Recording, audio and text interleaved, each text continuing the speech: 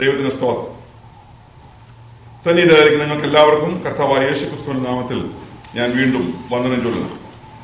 കഴിഞ്ഞ ക്ലാസ്സിൽ നമ്മൾ എബ്രായ ബാലന്മാരെ കുറിച്ച് ചിന്തിച്ചപ്പോൾ ബ്രദർ സെബാസ്റ്റ്യൻ വളരെ വാലിഡായിട്ടുള്ള ഒരു ചോദ്യം ചോദിച്ചു. ഈ എബ്രായ ബാലന്മാർ മറ്റ് എബ്രായ ബാലന്മാരുണ്ടായിരുന്നു. അവരുടെ കൂട്ടത്തിൽ ഈ 4 ബാലന്മാർ മാത്രം എന്തുകൊണ്ടാണ് ഇങ്ങനെ ഒരു തീരുമാനമെടുക്കാൻ കാരണം? അവർക്ക് അവരുടെ പശ്ചാത്തലം എന്താണ്, കുടുംബ പശ്ചാത്തലം എന്തായിരിക്കാം എന്നുള്ളത് വളരെ വാലിഡായിട്ടുള്ള ചോദ്യമാണത്. ഞാൻ അതിനോടുള്ള ബന്ധത്തിൽ അല്പം റിസർച്ച് നടത്തിയപ്പോൾ ലഭിച്ച കാര്യം ഞാൻ ആരംഭത്തിൽ ഷെയർ ചെയ്യാം. നിങ്ങൾ അതിനുവേണ്ടി എനിക്ക് വേദഭാഗങ്ങൾ നിങ്ങൾ വായിച്ചെന്നെ സഹായിക്കണം. വായിക്കുന്നവർ നല്ല ശബ്ദത്തിൽ വായിക്കുകയും. യെശയ്യാ പ്രവചനം 39-ാം അധ്യായം 2 മുതൽ 7 വരെയുള്ള വാക്യങ്ങൾ. യെശയ്യാവ് 39-ന്റെ 2 മുതൽ 7 വരെയുള്ള വാക്യങ്ങൾ. അവരെ കുറിച്ച് സന്തോഷിച്ചു. തന്റെ ഭണ്ഡാരവും പൊന്നും വെള്ളിയും സുഗന്ധവർഗവും പരിമള തൈലവും ആയുധശാലയൊക്കെയും തന്റെ ഭണ്ഡാരത്തിലുള്ള സകലവും അവരെ കാണിച്ചു. തന്റെ രാജധാനിയിലും തന്റെ ആധിപത്യത്തിൽപ്പെട്ട സകലത്തിലും ഹിസ്കിയാവ് അവരെ കാണിക്കാത്ത ഒരു വസ്തുവും ഇല്ലായിരുന്നു. അപ്പോൾ യെശയ്യാ പ്രവാചകൻ ഹിസ്കിയാ രാജാവിന്റെ അടുക്കൽ വന്ന അവനോട്, ഈ പുരുഷന്മാർ എന്തു പറഞ്ഞു? അവർ എവിടെ നിന്ന് നിന്റെ അടുക്കൽ വന്നു എന്ന് ചോദിച്ചതിന് ഹിസ്കിയാവ്, അവർ ഒരു ദൂരദേശത്ത് നിന്ന് ബാബേലിൽ നിന്ന് തന്നെ എന്റെ അടുക്കൽ വന്നിരിക്കുന്നു എന്ന് പറഞ്ഞു. അവർ നിന്റെ രാജധാനിയിൽ എന്തെല്ലാം കണ്ടു എന്ന് ചോദിച്ചതിന് ഹിസ്കിയാവ്, എന്റെ രാജധാനിയിൽ ഉള്ളതൊക്കെയും അവർ കണ്ടു. എന്റെ ഭണ്ഡാരത്തിൽ ഞാൻ അവരെ കാണിക്കാത്ത ഒരു വസ്തുവും ഇല്ല എന്ന് ഉത്തരം പറഞ്ഞു. അപ്പോൾ യെശയ്യാവ് ഹിസ്കിയാവിനോട് പറഞ്ഞത്, സൈന്യങ്ങളുടെ യഹോവയുടെ വചനം കേട്ടുകൊള്ളുക. നിന്റെ രാജധാനിയിൽ ഉള്ളതൊക്കെയും നിന്റെ പിതാക്കന്മാർ ഇന്ന് വരെ ശേഖരിച്ചു വെച്ചിട്ടുള്ളതും ഒട്ടൊഴിയാതെ ബാബേലിലേക്ക് എടുത്തു കൊണ്ടുപോകുന്ന കാലം വരുന്നു. നീ ജനിപ്പിച്ചവരായി നിന്നിൽ നിന്ന് ഉത്ഭവിക്കുന്ന നിന്റെ പുത്രന്മാരിലും ചിലരെ അവർ കൊണ്ടുപോകും. അവർ ബാബേൽ രാജാവിന്റെ രാജധാനിയിൽ ഷണ്ഡന്മാരായിരിക്കും എന്ന് യഹോവ അരുളി ചെയ്യുന്നു. ദൈവത്തിന് സ്തോത്രം. നിങ്ങൾക്ക് ആ വേദഭാഗം വായിച്ചപ്പോൾ അല്പം വിവരങ്ങൾ അതിന് കിട്ടിയിട്ടുണ്ടാകും എന്ന് ഞാൻ കരുതുന്നു. ഹിസ്കിയാവ് ഇസ്രായേലിലെ യഹൂദയിലെ നല്ലൊരു രാജാവായിരുന്നു. യഹൂദയിലെ നല്ല രാജാവ് എന്ന് പറയാൻ കാരണം ദൈവമുഖം അന്വേഷിക്കുകയും ദൈവത്തിന്റെ ആലോചന പ്രകാരം രാജ്യം ഭരിക്കുകയും ഒക്കെ ചെയ്ത നല്ലൊരു രാജാവാണ്. അവന്റെ ആയുസ് പെട്ടെന്ന് അവസാനിക്കാൻ പോകുന്നു. നിന്റെ ഗ്രഹകാര്യങ്ങൾ ക്രമത്തിലാക്കിക്കൊള്ളുക എന്ന് പറഞ്ഞ് പ്രവാചകൻ ചെല്ലുകയാണ്. പ്രവാചകൻ ഹിസ്കിയാവിന്റെ ഒരിക്കൽ ചെന്ന ഉടനെ മരണവാർത്തയുമായി വന്ന പ്രവാചകന്റെ ശബ്ദം ഉൾക്കൊള്ളുവാൻ പ്രവാചകൻ ഈ രാജാവിന് കഴിഞ്ഞില്ല. കാരണം വളരെ ഷോക്കിംഗ് ന്യൂസാണ്. നീ മരിക്കാൻ പോവുകയാണ്, നിന്റെ കാര്യങ്ങൾ ക്രമപ്പെടുത്തിക്കും. ഇത് തന്നെയാണ് നാം ഇങ്ങനെ ഒരു വാർത്ത കേൾക്കേണ്ടി വന്നാൽ, നാം മരണത്തോടുള്ള ബന്ധത്തിൽ നാം കേൾക്കേണ്ടി വന്നാലും ഇതേ തന്നെ ഷോക്കാണ് ഉണ്ടാവുക. അപ്പോൾ പെട്ടെന്ന് അവൻ ഭിത്തിക്ക് നേരെ തിരിഞ്ഞിട്ട് ദൈവസന്നിധിയിൽ ഹിസ്കിയാവ് നിലവിളിക്കുന്നതാണ് നമ്മൾ കാണുന്നു. ദൈവം അവന്റെ കണ്ണുനീര് കണ്ടു, അവന്റെ നിലവിളി കേട്ടു. ദൈവം അവന്റെ നിലവിളി കേട്ടു. അവനോട് ഉടനെ തന്നെ പ്രവാചകനോട് പറഞ്ഞു, ഞാൻ നിന്റെ ആയുസിനെ എന്ത് ചെയ്തിരിക്കുന്നു? നീട്ടി തന്നിരിക്കുന്നു. 15 വർഷം കൂടെ നീട്ടി തന്നിരിക്കുന്നു എന്ന് അവനോട് പറയാൻ പറഞ്ഞു. അങ്ങനെ ഹിസ്കിയാവിന്റെ ആയുസിനെ ദൈവം നീട്ടിക്കൊടുത്തു. എന്നാൽ ഹിസ്കിയാവ് സൗഖ്യം പ്രാപിച്ചു എന്ന് കേട്ട് കഴിഞ്ഞപ്പോൾ ബാബേലിലെ രാജാവിന്റെ ഒരു ആഗ്രഹം ഹിസ്കിയാവിനെ ഒന്ന് വിസിറ്റ് ചെയ്യണം. അതിന് ബാബേൽ രാജാവ് ഒരു സംഘത്തെ ഹിസ്കിയാവിന്റെ അടുക്കിലേക്ക് അയച്ചു. അപ്പോൾ ബാബേലിൽ നിന്ന് ഒരു സംഘം ഹിസ്കിയാവിനെ വിസിറ്റ് ചെയ്യാൻ വന്നപ്പോൾ രാജാവിന് വലിയ സന്തോഷമായി. ഹിസ്കിയാവ് വാസ്തവത്തിൽ ബാബേൽ രാജാവുമായി ഈ സംബന്ധം കൊണ്ട കാര്യമില്ല. കാര്യം ജാതീയ രാജാവാണ്. അവൻ വീട്ടിൽ വന്നു, അവനെ ഉപചാരപൂർവ്വം സൽക്കരിക്കുക മാത്രമല്ല, കൊട്ടാരത്തിലുണ്ടായിരുന്ന സകല കാര്യങ്ങളും ആരെ കാണിച്ചു കൊടുത്തു? ഈ ശത്രു രാജാവിനെ കാണിച്ചു കൊടുത്തു. ഇവർ വാസ്തവത്തിൽ ശത്രു രാജാക്കന്മാർ തന്നെയായിരുന്നു. പക്ഷെ ഇപ്പോൾ ഒരു സ്നേഹം കൊണ്ട് വന്നതാണ്. അപ്പോൾ കൊട്ടാരത്തിലുള്ള സംവിധാനങ്ങളും തന്റെ കൊട്ടാരത്തിലുള്ള പൊന്നും വെള്ളിയും വിലയേറിയ ശേഖരണങ്ങൾ മുഴുവൻ ഈ ബാബേലിൽ നിന്ന് വന്ന സംഘത്തിന്റെ മുമ്പിൽ തുറന്നു കാണിച്ചു. ഇത് പ്രവാചകനായ യെശയ്യാവിന് ദൈവം വെളിപ്പെടുത്തി കൊടുത്തു. അതുകൊണ്ടാണ് പ്രവാചകനായ യെശയ്യാവ് വീണ്ടും ഹിസ്കിയാവിന്റെ അരികിൽ വരികയാണ്. നീ മരിക്കാൻ പോകുന്നു എന്ന് പറഞ്ഞത് ഈ പ്രവാചകനാണ്. നിന്റെ ആയുസ് വീണ്ടും നീട്ടി തന്നിരിക്കുന്നു എന്ന് പറഞ്ഞതും ഈ പ്രവാചകനാണ്. എന്നാൽ ആയുസ് നീട്ടിക്കൊടുത്ത ദൈവത്തോട് അവിശ്വസ്തത കാണിച്ചതുകൊണ്ട്, ഓർക്കണം, ഇവൻ ഭക്തനായ രാജാവായിരുന്നു. എന്നിട്ട് അപ്പോൾ ആയുസ് നീട്ടിക്കൊടുത്ത ദൈവത്തോട് അവിശ്വസ്തത കാണിച്ചു, അല്ലെങ്കിൽ ദൈവം ആഗ്രഹിക്കാത്ത നിലയിൽ ഹിസ്കിയാവ് തന്റെ ഭണ്ഡാരത്തിലുള്ള കാര്യങ്ങൾ മുഴുവൻ ഈ ബാബിലോണിൽ നിന്ന് വന്ന സംഘത്തെ കാണിച്ചു കൊടുത്തതിനോടുള്ള ബന്ധത്തിൽ ദൈവം ശക്തമായ ഒരു സന്ദേശമാണ് ഹിസ്കിയാവിനെ കേൾപ്പിക്കാൻ യെശയ്യാവിനെ പറഞ്ഞേൽപ്പിച്ചു. യെശയ്യാവ് വരുന്നു, രാജാവിനോട് ചോദിക്കുന്നു. അവർ വന്നു, ചോദിച്ചു, നീ എന്നാക്കി കാണിച്ചു? ഉടനെ ഉള്ള കാര്യം പറഞ്ഞു, ഞാൻ കാണിക്കാത്ത ഒന്നുമില്ല, എല്ലാം കാണിച്ചു. അപ്പോൾ എല്ലാം കാണിച്ചു എന്ന് പറഞ്ഞു കഴിഞ്ഞപ്പോൾ പ്രവാചകന്റെ ദൈവശബ്ദം മുഴങ്ങുകയാണ്. നീ ഇത് ചെയ്തതുകൊണ്ട് നിന്റെ തലമുറകളെ എന്ത് ചെയ്യും? ബാബിലോൺ ഇത് ആക്രമിക്കും, ബാബിലോൺ പിടിച്ചുകൊണ്ട് ബാബിലോൺ ഈ രാജ്യത്തെ കീഴ്പ്പെടുത്തും. മാത്രമല്ല നിന്റെ സന്തതികളിൽ ചിലരെ എന്ന് പറഞ്ഞാൽ സ്വന്തം മക്കളോ അല്ലെങ്കിൽ മക്കളുടെ മക്കളായാലും സന്തതികളാണ്, അല്ലാതെ നേരിട്ട് ഡയറക്റ്റ് മകൻ എന്നുള്ള അർത്ഥത്തിൽ നിങ്ങൾ കാണുന്നുണ്ട്. മകന്റെ മക്കളായാലും സന്തതികളിൽ പെടുന്നതാണ്. അപ്പോൾ നിന്റെ തലമുറകളിൽ നിന്റെ സന്തതികളിൽ ചിലരെ ബാബിലോണിലേക്ക് അടിമകളാക്കി എന്ത് ചെയ്യും? അടിമകളാക്കി കൊണ്ടുപോകും. അവർ ബാബിലോൺ രാജാവിന്റെ രാജധാനിയിൽ അവർ ഷണ്ണന്മാരായി രാജാവിനെ ശുശ്രൂഷിക്കേണ്ടി വരും. നിങ്ങൾ ഓർക്കണം, ദൈവവചനവും പ്രവചനവും അച്ചട്ടായി നിലവേറുന്നു. ഇതാണ് ഇവരെ കുറിച്ചുള്ള ഒരു ക്ലൂ. എന്ന് പറഞ്ഞാൽ നമ്മൾ ഈ എബ്രായ ബാലന്മാരെ കുറിച്ച് കണ്ടപ്പോൾ നമ്മൾ കണ്ടു ഇവരാരാണ്? രാജസന്തതിയിലും കുലീനന്മാരിലും പെട്ടവരാണ്. അങ്ങനെ വരുമ്പോൾ വേദശാസ്ത്രികളിൽ ഒരു അഭിപ്രായം, ഹിസ്കിയാവിന് ഒരു ഭക്തനായ മനുഷ്യനായിരുന്നു ഹിസ്കിയാവ്. കാര്യം ഈ വിഷയത്തിൽ ഒരു പരാജയം സംഭവിച്ചു എങ്കിൽ പോലും ഇയാളൊരു ഭക്തനായിരുന്നു. അപ്പോൾ ഭക്തനായ ഹിസ്കിയാവിന്റെ കൊട്ടാരത്തിൽ ഹിസ്കിയാവിനോടുള്ള ബന്ധത്തിൽ വളർന്നു വന്ന തലമുറകളിൽ പെട്ടവരായിരിക്കാം ഈ എബ്രായ ബാലന്മാർ എന്നുള്ളതാണ് ചിന്ത. ഇതല്ലാതെ ഇതിനോടുള്ള ബന്ധത്തിൽ ഈ എബ്രായ ബാലന്മാർ ആരായിരുന്നു എന്നുള്ളതിന് മറ്റ് മറുപടികളൊന്നും തന്നെ എനിക്ക് ലഭിച്ചിട്ടില്ല. അപ്പോൾ ഇതിനകത്ത് അല്പം സാധ്യത ഉണ്ട് തന്നെ. കാരണം പിതാവോ അല്ലെങ്കിൽ വല്യപ്പനോ ആകട്ടെ ഹിസ്കിയാവ് ഈ ബാലന്മാരെ സംബന്ധിച്ച്. അപ്പോൾ ആ ആളിന്റെ വിശ്വാസവും കാര്യങ്ങളും ഒക്കെ കാണുകയും പകർത്തുകയും ആ ചിട്ട കാര്യങ്ങൾ ഒക്കെ ജീവിതത്തിൽ പ്രാവർത്തികമാക്കിയ ഒരു സംഘമാണ് ഈ 4 പേർ. എന്നാൽ എന്റെ വിഷയം അത് മാത്രമല്ല, ദൈവവചനം എത്ര കൃത്യമായി നിറവേറുന്നു എന്നുള്ളതാണ്. ഈ ഹിസ്കിയാവിന്റെ പുത്രന്മാർ അല്ലെങ്കിൽ ഹിസ്കിയാവിന്റെ തലമുറ ബാബിലോണിലേക്ക് അടിമകളായി പോകുന്നു. പറഞ്ഞതുപോലെ പ്രവാചകൻ പറഞ്ഞതുപോലെ ഇവരെ ഷണ്ണന്മാരാക്കി ബാബിലോൺ രാജാവിന്റെ കൊട്ടാരത്തിൽ എന്ത് ചെയ്യുന്നു? ഷണ്ണന്മാരാക്കി അവരെ കൊണ്ട് കൊട്ടാര സേവ ചെയ്യുന്നു. ഈ നിലയിലാണ് നമ്മൾ ഈ ഭാഗം കാണുന്നത്. നമ്മുടെ ഇന്നത്തെ ചിന്തയ്ക്ക് വേണ്ടി ദാനിയേൽ പ്രവചനം 1-ാം അധ്യായം അതിന്റെ 17-ാം വാക്യം വായിക്കും. 17 മുതൽ 21 വരെയുള്ള വാക്യം. ഈ 4 ബാലന്മാർക്കോ ദൈവം സകല വിദ്യയിലും ജ്ഞാനത്തിലും നിപുണതയും സാമർത്ഥ്യവും കൊടുത്തു. ദാനിയേൽ സകല ദർശനങ്ങളെയും സ്വപ്നങ്ങളെയും സംബന്ധിച്ച് വിവേകിയായിരുന്നു. അവരെ സന്നിധിയിൽ കൊണ്ടുവരുവാൻ രാജാവ് കൽപ്പിച്ചിരുന്ന കാലം തിരിഞ്ഞപ്പോൾ ഷണ്ഡാധിപൻ അവരെ നെബൂഖദ്നേസറിന്റെ സന്നിധിയിൽ കൊണ്ടുചെന്നു. രാജാവ് അവരോട് സംസാരിച്ചാലേ അവരിൽ എല്ലാവരിലും വെച്ച് ദാനിയേൽ, ഹനന്യാവ്, മീശായേൽ, അസരിയാവ് എന്നിവർക്ക് തുല്യമായി ഒരുത്തനെയും കണ്ടില്ല. അവർ രാജസന്നിധിയിൽ ശുശ്രൂഷയ്ക്ക് നിന്നു.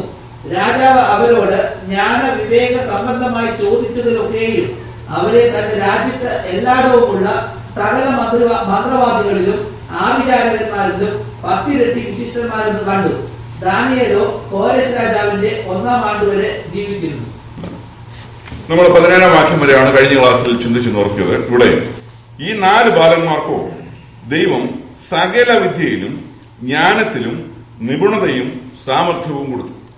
അപ്പോൾ ഓർക്കണം, അവരുടെ ജീവിതത്തിൽ അവർ വ്യക്തമായ ഒരു സ്റ്റാൻഡ് എടുത്തു, ഒരു തീരുമാനമെടുത്തു. രാജാവ് തരുന്ന രാജകീയ ഭോജനം കൊണ്ടോ രാജാവിന്റെ വീഞ്ഞു കൊണ്ടോ ഞങ്ങൾ എന്ത് ചെയ്യാൻ പോകുന്നില്ല, ഞങ്ങൾ മലിനമാകാൻ പോകുന്നില്ല. നമ്മൾ കണ്ടു 10 ദിവസത്തെ ടെസ്റ്റ്. അതിൽ മെൽസർ അവരെ ടെസ്റ്റ് ചെയ്ത് കഴിഞ്ഞപ്പോൾ ഇവര് രാജാവിന്റെ ഭോജനം കഴിക്കുന്നവരെക്കാൾ മികച്ച ആരോഗ്യത്തിലും പുഷ്ടിയിലും ഇവരെ മെൽസർ കണ്ടു. അതോടുകൂടി സ്ഥിരമായിട്ട് രാജകീയ ഭോജനവും രാജകീയ വിരുന്നും രാജകീയ വീഞ്ഞും ഇവർക്ക് എന്ത് ചെയ്തു? ഒഴിവാക്കി. ഇവരുടേതായ താല്പര്യപ്രകാരമുള്ള ആഹാരമാണ് പിന്നീട് ഇവർ കഴിക്കുന്നത് 3 വർഷം. അപ്പോൾ ഈ 3 വർഷം വാസ്തവത്തിൽ ഇവർ റോയൽ യൂണിവേഴ്സിറ്റിയിലെ വിദ്യാർത്ഥികളാണ്, രാജാവിന്റെ യൂണിവേഴ്സിറ്റിയിലെ വിദ്യാർത്ഥികളാണ്. കാരണം ഇവിടെ നിന്ന് പഠിച്ചിറങ്ങുന്ന ആളുകൾ രാജാവിനോടുള്ള ബന്ധത്തിൽ രാജാവിന് ശുശ്രൂഷ ചെയ്യേണ്ട ആളുകളാണ്. അപ്പോൾ അന്നത്തെ ബാബിലോണിലെ ഏറ്റവും മികച്ച വിദ്യാഭ്യാസമാണ് അവർക്ക് കൊടുക്കുന്നത്. എല്ലാ നിലയിലുമുള്ള മികച്ച വിദ്യാഭ്യാസമാണ് ഇവർക്ക് ലഭിക്കേണ്ടത്. അപ്പോൾ ഇവർക്ക് ബാബിലോണിൽ നിന്ന് ലഭിച്ച വിദ്യാഭ്യാസം എന്നതിനേക്കാൾ ഉപരിയായിട്ടും ദൈവം ഈ യുവാക്കന്മാരുടെ ജീവിതത്തിൽ എത്രമാത്രം ഇടപെട്ടു എന്നുള്ളതാണ് നമ്മൾ ആ ഭാഗത്ത് കാണുന്നത്. 4 കാര്യങ്ങൾ ഇവർക്ക് ദൈവം കൊടുത്തതായിട്ട് അവിടെ കാണുന്നു. ഏതൊക്കെയാണ്? സകല വിദ്യയിലും, രണ്ടാമത് ജ്ഞാനം, മൂന്നാമത് നിപുണത, സാമർഥ്യം. ഈ 4 വിഷയങ്ങൾ 4 പേർക്കും കോമൺ ആണ്.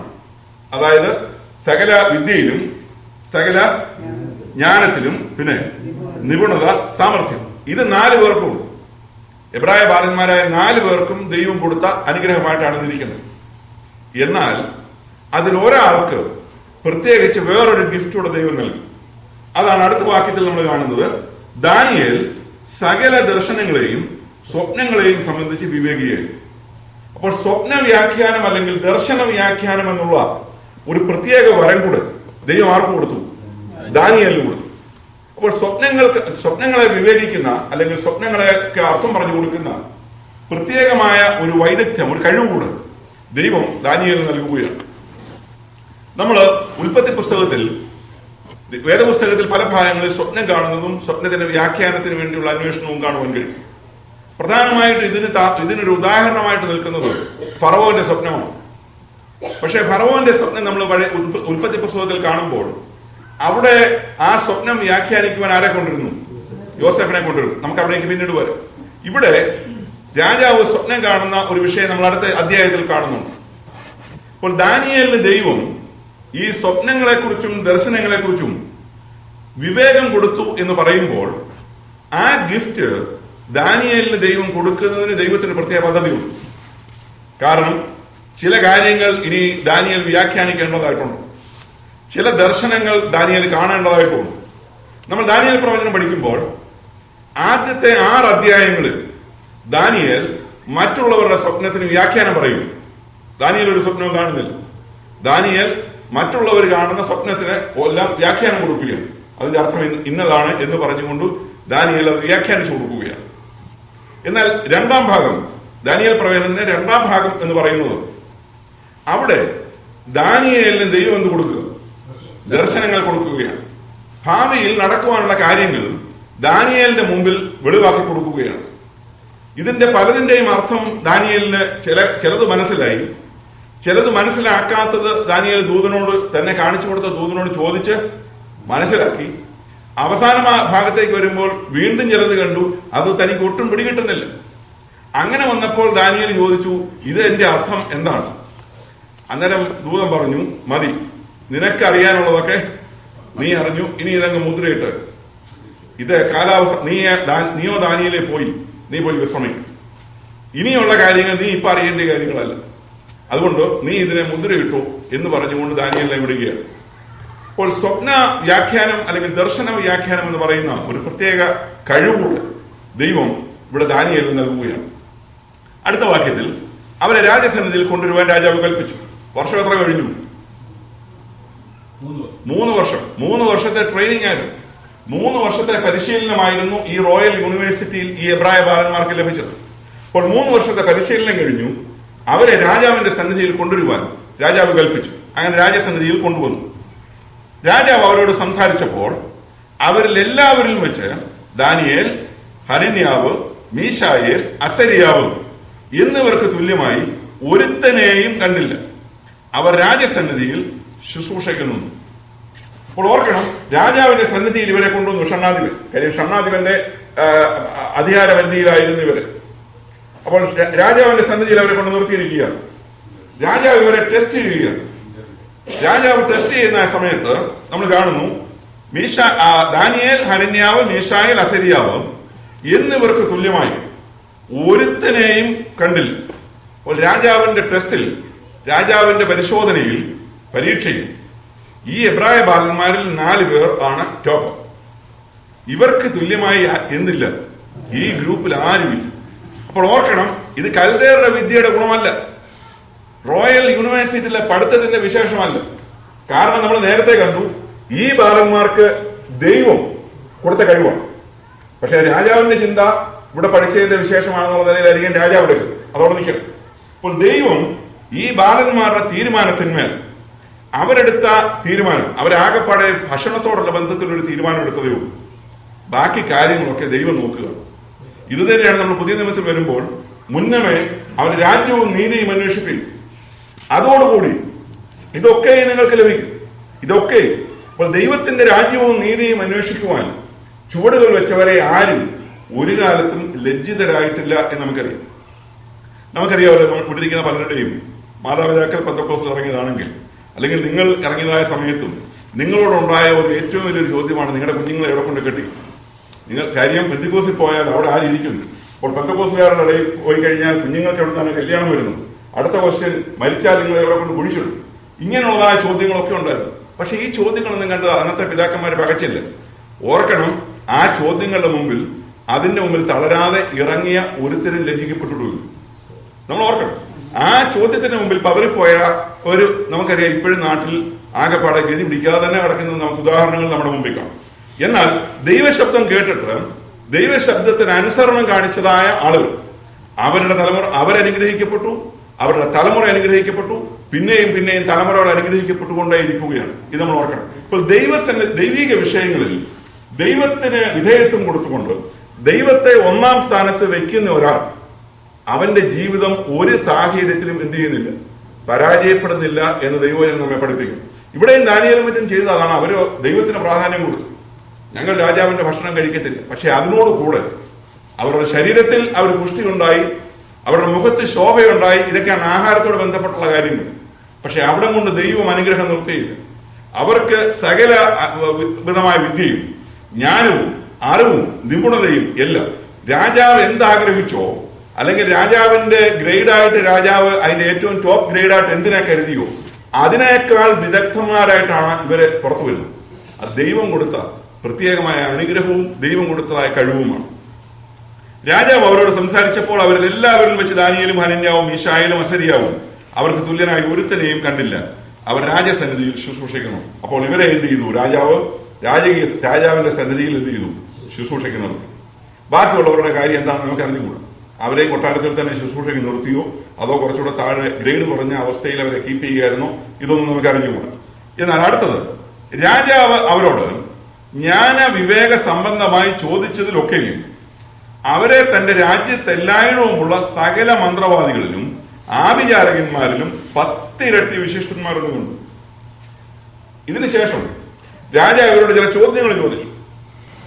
രാജാവ് ഇവരോട് ചോദ്യങ്ങൾ ചോദിച്ച് രാജാവ് ചില കാര്യങ്ങൾ മനസ്സിലാക്കിയപ്പോൾ രാജാവിന് മനസ്സിലായി, ഇവര് തന്റെ രാജ്യത്തുള്ളതായ പേരുകേട്ടതായ വിദ്വാൻമാർ, പേരുകേട്ടതായ മന്ത്രവാദികൾ, പേരുകേട്ട ക്ഷുദ്രക്കാർ, അല്ലെങ്കിൽ രാജാവ് ആലോചന ചോദിക്കുന്ന സംഘം, അവര് വർഷങ്ങളായിട്ട് ഈ തൊഴിൽ ചെയ്തുകൊണ്ടിരിക്കുന്നവരാണ്. രാജാവിന്റെ പിതാവിന്റെ കാലം മുതലേ ഉള്ളവരാണ്. അവരിൽ നിന്നാണ് അടുത്ത രാജാവായിട്ട് നെബൂഖദ്നേസർ വന്നപ്പോൾ ആ വിദ്വാൻമാരെ കൂടെ തനിക്ക് കിട്ടി. അപ്പോൾ രാജാവ് മനസ്സിലാക്കി, ഇവര് അവരെക്കാൾ എത്ര മടങ്ങ്? 10 ഇരട്ടി. അപ്പോൾ ഓർക്കണം, സ്വതവേ അവർ വിദ്വാൻമാരെ വലിയ കഴിവുള്ളവരാണ്. ബാബിൽ കൽദയ വിദ്യാഭ്യാസം കഴിഞ്ഞിറങ്ങി വളരെ സമർത്ഥന്മാരാണ് ഈ പഴയ പുള്ളികൾ. പിന്നെ അവർ വളരെ എക്സ്പീരിയൻസ് ഉള്ളവരായി മാറി. കാര്യം കുറെ നാളുകളായിട്ട് രാജാവിന്റെ കൊട്ടാരത്തിൽ രാജാവിന് ഇങ്ങനെ കാര്യങ്ങൾ പറഞ്ഞു കൊടുത്തും ആലോചന കൊടുത്തും നിൽക്കുന്ന സംഘമാണ്. അവരുമായിട്ടാണ് ഈ കോളേജിൽ നിന്ന്, റോയൽ യൂണിവേഴ്സിറ്റിയിൽ നിന്ന് ജസ്റ്റ് അങ്ങോട്ട് ഗ്രാജുവേറ്റ് ചെയ്ത ഈ 4 പേരെ കമ്പയർ ചെയ്തു. ഓർക്കണം, യൂണിവേഴ്സിറ്റി പഠിത്തം കഴിഞ്ഞ് ഇറങ്ങിയവരെ സർവീസിൽ ഒരുപാട് വർഷങ്ങളായിട്ട് ഇരിക്കുന്ന ആളുമായിട്ട് കമ്പയർ ചെയ്യുന്ന പോലും.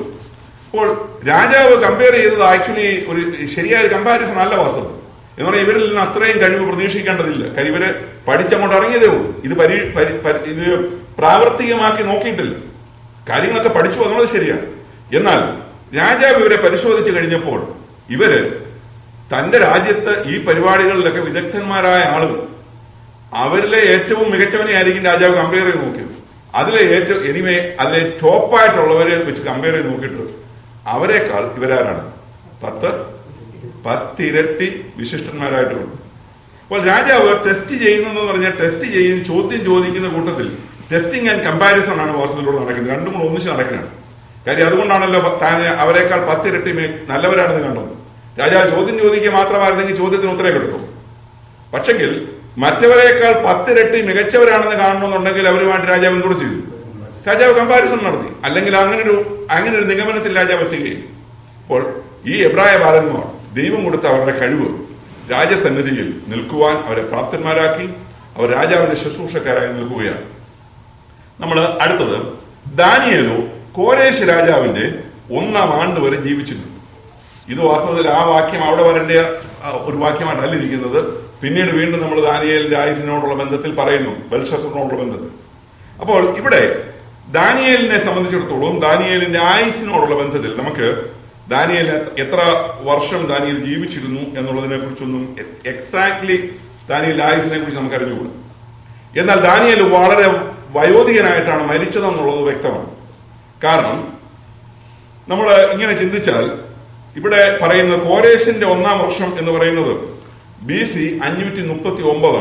കോരേശ് രാജാവ് ഭരണമേറ്റ 1-ാം വർഷം BC 539.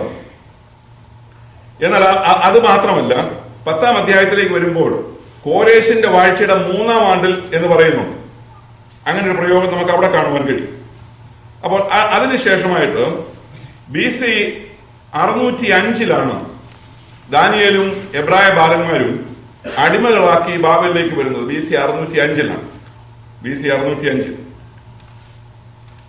ന്യായമായിട്ടും ബാലന്മാരെന്ന് പറയുന്നത് കൊണ്ട് ഒരു 15 വയസ്സ് പ്രായം വെച്ചാൽ ഇതൊരു ഒരു ഊഹം മാത്രമാണ്. ഒരു 15 വയസ്സ് പ്രായം ദാനിയേലിന് ആ സമയത്ത് ഉണ്ടെന്ന് വിചാരിച്ചാൽ, എബ്രായ ബാലന്മാരെ അടിമകളാക്കി കൊണ്ടുപോകുമ്പോൾ ദാനിയേലിന് ആ സമയത്ത് ഒരു 15 വയസ്സ് പ്രായമുണ്ടെങ്കിൽ BC ദാനിയേൽ ജനിച്ചതെന്ന് പറയുന്നത് BC 620. കാര്യം BC താഴോട്ടാണല്ലോ വരുന്നത്. അപ്പോൾ BC 620 ദാനിയേൽ ജനിച്ചു എന്ന് വരും. അങ്ങനെ വരുമ്പോൾ ദാനിയേൽ പ്രവചനം 10 മുതൽ 12 വരെയുള്ള അധ്യായങ്ങളുടെ ദർശനങ്ങൾ കാണുമ്പോൾ ഈ കണക്ക് വെച്ച് നാം കാൽക്കുലേറ്റ് ചെയ്താൽ ദാനിയേലിന് 82 വയസ്സ് പ്രായമുണ്ട് അന്നേരം. ഏതാ ദർശനങ്ങളെ ദാനിയേൽ കാണുമ്പോൾ, ദാനിയേൽ പ്രവചനം 10-ാം അധ്യായത്തിലെ ദർശനങ്ങളെ ദാനിയേലിന് ദൈവം കാണിച്ചു കൊടുക്കുമ്പോൾ ദാനിയേലിന് 82 വയസ്സ് പ്രായമുണ്ട്.